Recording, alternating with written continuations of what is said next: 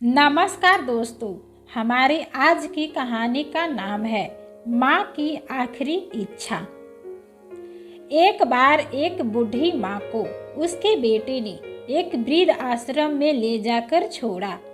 इस माँ का ये वही इकलौता बेटा था जिसके लिए माँ ने जीवन भर संघर्ष किया। इस बेटे के लिए वो सब कुछ किया जो एक माँ को करना चाहिए या माँ कर सकती है, और आज भी अपने बेटे को किसी भी तरह की परेशानी ना हो इसलिए आश्रम में रहने के लिए तैयार हो गई।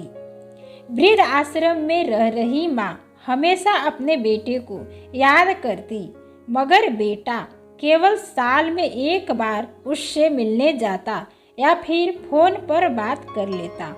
कई साल बीत गए। वृद्ध आश्रम से बेटे को एक दिन फोन आया। उन्होंने कहा, बेटा जल्दी से आश्रम आके अपनी माँ से मिल लो, वो बहुत सीरियस है। बेटा जब अपनी माँ के पास पहुँचा तो तब वह अपनी आखिरी सांसें गिन रही थी। बेटे ने अपनी माँ से उसकी आखिरी इच्छा पूछते हुए कहा, माँ मैं तुम्हारे लिए क्या कर सकता हूँ, बताओ।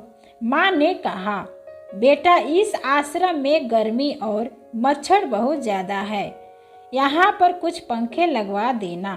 फ्रिज ना होने की वजह से यहाँ पर हम बूढ़ों को कई बार भूखे पेट ही सोना पड़ता है, क्योंकि किसी ने दिया हुआ खाना खराब होने से नहीं बचा पाते।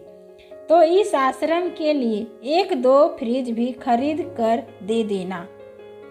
बेटे ने अपनी माँ की सारी बातें सुनी और अपनी माँ से पूछा, आपने इतने साल यहाँ पर निकाल दिए, पर आपने कभी भी यह बातें मुझसे नहीं कही, और अब जब आपके पास टाइम नहीं बचा तब आप यह सब कह रही है, ऐसा क्यों? माँ ने बेटे को जवाब देते हुए कहा, बेटा मैंने गर्मी, भूख और पीड़ा सहन कर ली, लेकिन मुझे पता है जब तेरे बच्चे तुझे यहाँ पर छोड़कर जाएंगे तब तू यह सब सहन नहीं कर पाएगा।